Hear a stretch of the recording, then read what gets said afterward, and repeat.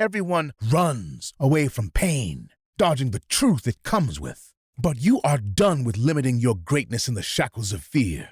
You see fuel in the fire. You taste ripe fruit in real answers. You move to the drums with wild expression.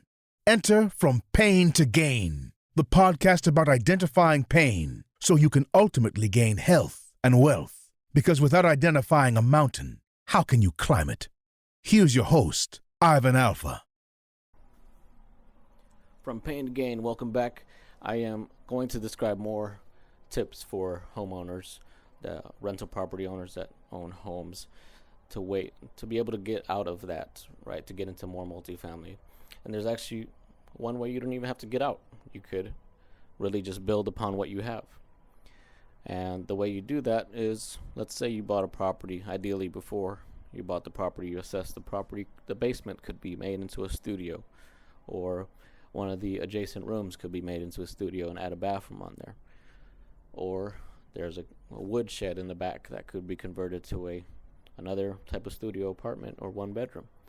That is another way to have multifamily, offset your risk, and keep the property. You may even determine, hey, this property is not ready to sell because I foresee a massive development being completed in 3 to 5 years, or even 1 year from now. They've already broken ground. I'm a big proponent of not depending on things that may happen, things that haven't broken ground on construction projects. More a proponent of what is actively happening to determine valuation. So, for example, if you have a mixed use that are in talks with the city, it wouldn't mean as much to me as they literally have shovels on the ground. So use that to develop the plan if you're going to sell it now or later, or if you're going to eat it now or later. And that's it for my jokes for today. That's my quota. Now, what else could you do as a homeowner? Yeah, those are the main things I wanted to cover in this episode. Either create more units within it. For example, one of my properties, I did both of what I described. Converted the basement. Spent probably 25 grand or so. And at the risk of my neighbors complaining about me, but I'm within my legal limits of doing what I wanted to do to that property, so I did it. And I'm able to cash flow that property at about $875 a month. That cash flow that unit on the bottom floor in addition to the main floor. And then at the same time, I bought another property where there was a wood shed that was used, to carve up lumber and stuff like this. The homeowner used it as a work shed, and I was able to convert it into a 2-level carriage house. And that's rented for $950 a month.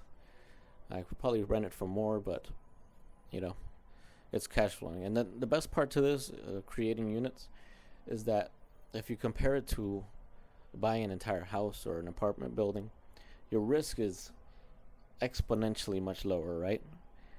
If you invested, let's say 25 grand, like that basement studio I mentioned, into a down payment for a single family home, you're not going to see all that 25 grand back as quickly as if you were to add an existing unit or a unit to an existing house, because you're going to make that money back in full in a couple of years, depending on how you rent it.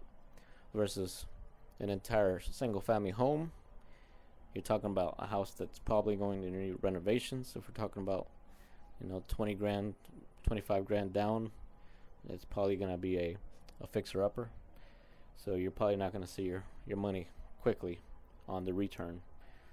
So those are sorts of things that you could convert your investment into a fattened calf, as I like to call it. You have multiple different revenue streams, therefore